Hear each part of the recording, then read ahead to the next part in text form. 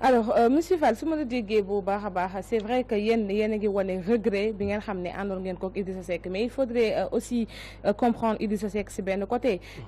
moom peut-être tey nee ngeen ne dafa dem jël yoonu boppam dem ànd ak le président Macky Sall par ses intérêts après dinañ duggaat sax ci li nga xam ne moom tëral na ko ni intérêt taxu ko faa dem mais il faudrait aussi ñu accentuer ci Idy 2019 bi ngeen di coaliser ak moom c'était pas parce que pour les beaux yeux de Idrissa Seck mais yéen da ngeen a demoon par ñàkk pexe comme que ñu ci bëri ci ñi nga xam ne ñoo àndoon ak Idrissa Seck 2019 bi dañoo demoon yóbbu seen parrainage ñu lajj ñu langaamu ci Idrissa Seck pour am dara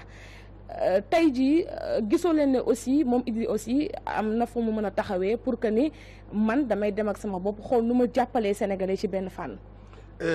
du ma bokk ak yow gis-gis ci loolu lu tax. booy topp nit ki doo ko topp ndax dafa taaru comme ni nga ko waxee. wala nangam da nga koy topp ci programme parce que. képp koo xam yaa ngi jiite ay mbooloo rek am na loo bëggal mbooloo ma ak réew mi tey. mais dañoo dem langaamu. mais toppoo leen ko ci programme dama bëgg ñu leer la côté boobu toppoo leen ko ci programme da ngeen ko topp parce que ñu bëri dañoo déposer seen parrainage mu rëcc ñu mujjee def coalition forcée. da nga may poser question. waaw après da ngay dal nag ah tey man nga invité. voilà du nit ñi dañoo lajj moo tax ñu topp ko.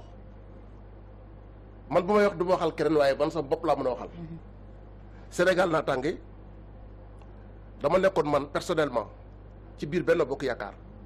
nekkoon le porte-parole de la coalition Leeral de Me El Hadji Diouf bi ma nekkee ci biir coalition Benno Bokk Yaakaar bu ma gisee lu ma metti ci biir Benno Bokk Yaakaar damay génn wax. parce que man fu ma mënti nekk damay am liberté d'expression ce que je déteste le plus c'est l'injustice loolu moo waral. bi ma demee ba gis ni xajatuma fa te sama montoor mi ngi biir Benno Bokk Yaakaar dama obligé démissionner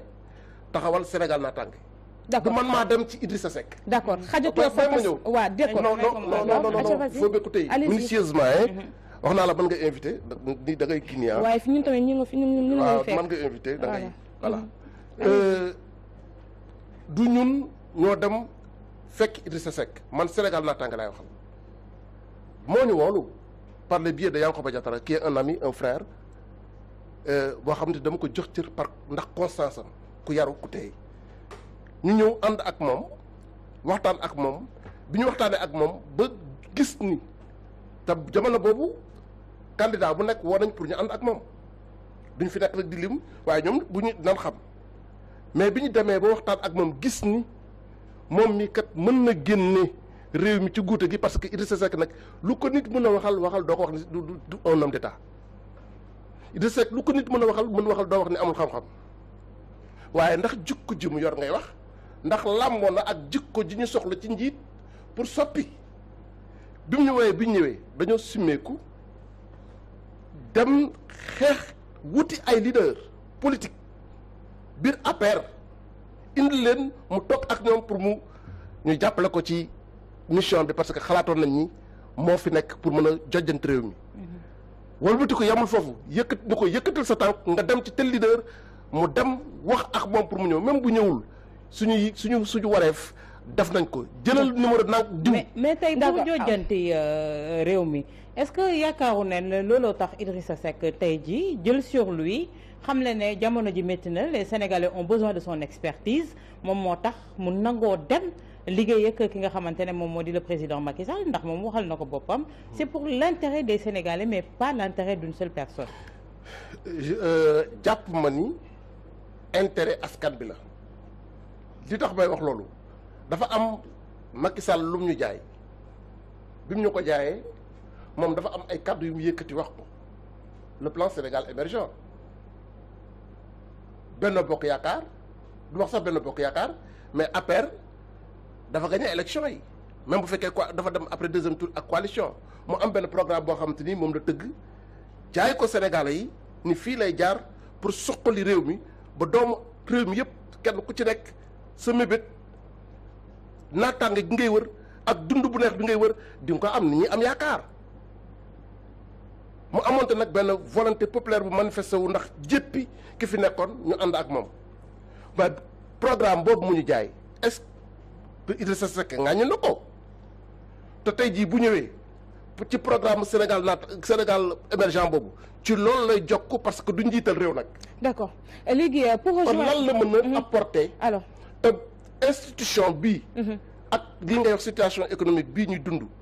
mu nekk une situation désastreuse. mais tey jii li waroon mooy institution budgétivore yi ñu dindi ko au lieu que ñuy jël ay doomu aadama di def benn recasement clientèle politique. Alors pour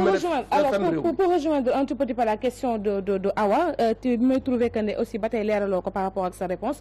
mooy man fi ma bëgg xam moom mooy ne que Idrissa Seck bi nga xamante ne nii soi-disant nee nañu 15 mois mu ngi doon amal ay consultations secrètes avec le chef de l'État après bi mu weesoo ba am njortu ne war na mën a dugg ci nguur gi am na ñu mu consulter quand même parce que quoi qu'on puisse dire Idy 2019 ça a été constitué de mouvements et de partis politiques am na ay partis politiques yi nga xam ne ni amaat na ñoom concertation pour mën a xool nan la leen di mën a xëccee auprès du chef de l'État comme que ñoom ñëpp ñu bokk liggéey bi est-ce que naataange yéen Idrissa Seck woo na leen wala frustration moom après ba ngeen ne da ngeen di génn carrément. li ñu dal. moo dal ñeneen ñim ci woo ñu néew la. voilà c'est ça. tey Amsatou Sow Sidibé c'est une figure emblématique. de ce pays bu jógee. ñëw ànd ak moom jàpp na ni ñun ñëpp bu ñu booloo doon benn say mën nañu renverser li fi nekk est-ce que consulté na ko Hadjibou Soumaré est-ce que consulté na ko ñeneen ak ñeneen ak ñeneen ñan la consulté c'est vrai consulté na mes jeunes frères que je salue au passage Thierno Bocoum ak Babacar Diop Thierno dafa yàgg ak Idrissa Babacar dafa yàgg ak Idrissa kon dama jàpp ni ñi nga xamante ni dañ ñëwoon ànd ak moom genn wàll gi yëpp tàgguwu leen comment se fait-il que après les élections 15 mois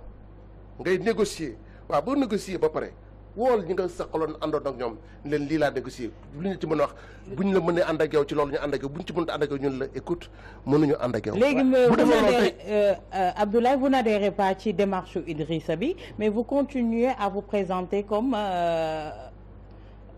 waa coalition Idy 2019 l'avenir de cette coalition parce que tey jii ñu bëri ñu ci àndoon ñoom Bougane Gueye Dany entre autres ñu ci bëri beddeeku nañu wane nañu carrément ne coalition boobu ñoom bokkatuñ ci Idy 2019.